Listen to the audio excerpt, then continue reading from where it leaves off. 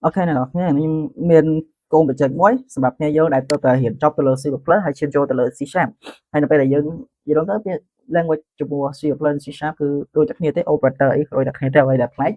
cứ dương bồng lấy cứ miền việt miền sau convert cứ bồng lấy bị string tới căn chỉ lấy rồi tới căn chỉ string rồi tới căn chỉ chat tới tam bị chật dương riêng full còn ha muôn còn ha raw cái input របស់ C sharp ទាំងអស់វាគិតជា string អញ្ចឹងបើយើងចង់កណនីចំនួនហ្នឹងយើងត្រូវតែ convert វាជា integer double ឬក៏ទៅជា float ឬក៏ decimal វាអាស្រ័យទៅលើការងារយើងជាក់ស្ដែងអញ្ចឹងចំពោះការនេះគឺជា demo ទៅលើ console ទៅលើ calculator មួយដែលជាប្រសិទ្ធតែមួយតូចទេដែលយើងប្រើជាមួយ Campbell មួយ fit test ហើយនិង condition statement អញ្ចឹងជាដំបូងយើងត្រូវមានតម្លៃ2យើងត្រូវមាន value ទី1ហើយនិង value ទី2ហើយបានយើងអាចកណនីវាចេញអាហ្នឹងចំពោះ calculator វាប្រភេទ calculator ធម្មតាវាមិនមែនជា digital ករណីដែលយើងប្រើ digital calculator យើងប្រើតម្រងផ្សេងមួយទៀតចឹងចាំមើលវីដេអូក្រោយចេញទៅដល់នឹង digital calculator ឲ្យអ្នកនរគ្នាមើលហើយបន្តមកយើងត្រូវមាន operator មានបូកដកកូនចៃយើងត្រូវឬក៏ modulus មានការចែកដែរប៉ុន្តែចែករកចំនួនសំណល់នៃរបស់ហ្នឹងអញ្ចឹងយើងចង់ដាក់ប្រមាណទៀតប្រមាណនេះគឺអាស្រ័យលើយើងទេយើងចង់ដាក់ function ប្រមាណតែនេះលើកឧទាហរណ៍មកដាក់តែ function ចំនួន4ទេដែលពាក្យច្រើន start up with C sharp ឬក៏ C++ យើងចាប់បានតែប៉ុណ្្នឹងឯងអូខេហើយបន្តមកទៀតយើងត្រូវមានអីគេយើងត្រូវ post ហើយទៅតាំងជា OP ឬក៏តាំង F សម្រាប់ឲ្យគេវាយអាតម្លៃ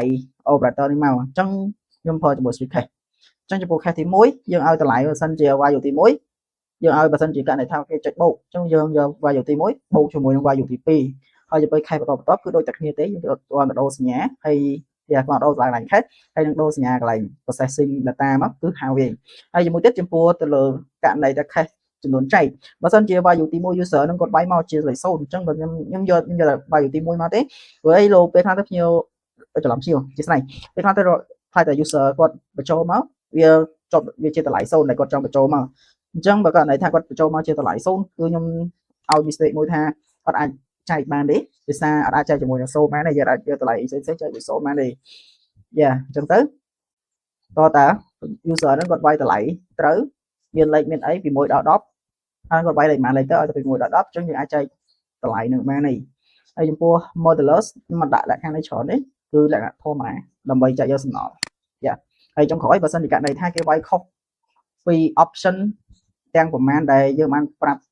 ទៅកាន់ user នៅក្នុងនេះយើងប្រាប់គេថា input invalid ហើយគេត្រាយម្ដងទៀតអញ្ចឹងអានេះគាត់ចុះបន្ទាត់ដាក់អីឲ្យស្អាតយើង decode ទៅតាមចំណង់ចំណូលចិត្តរបស់យើងទៅហើយចំពោះផ្នែកមួយទៀតចង់នេះគឺយ៉ាងថ្មីដែរគឺ console.clear មានន័យថានៅពេលដែលយើងបញ្ចូលតម្លៃទាំងអស់នេះហើយនៅពេលដែលចេញ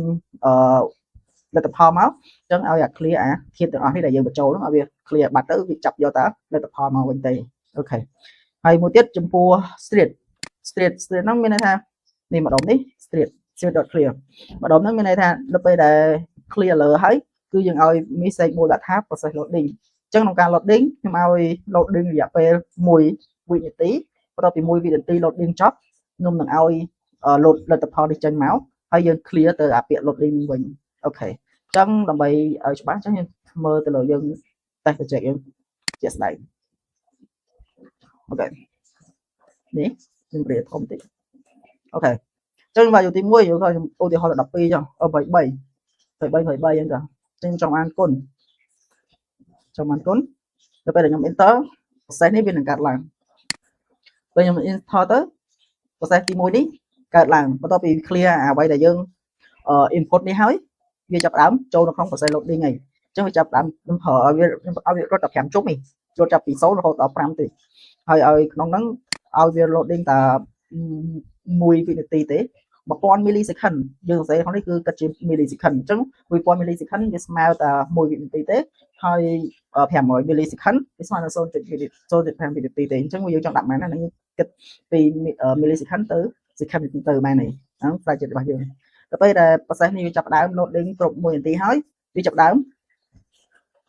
clear វាចាប់ផ្ដើមចេញលទ្ធផលមកហើយវាចាប់ផ្ដើម clear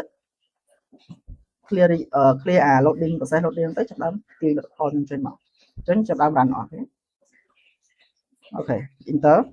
ដល់ពេលឃើញ process loading បន្ទាប់ពី loading រយៈពេល1000 millisecond ហើយវានឹង ចាប់ដើម clear ហ្នឹងក៏រយៈពេលដែរ 0.5 វិនាទីទេដើម្បីចេញលទ្ធផលនោះមកហើយអូខេចឹងខ្ញុំចង់តែអីទៀតឧទាហរណ៍ចង់តែ$1ទៅបើខ្ញុំដាក់ថា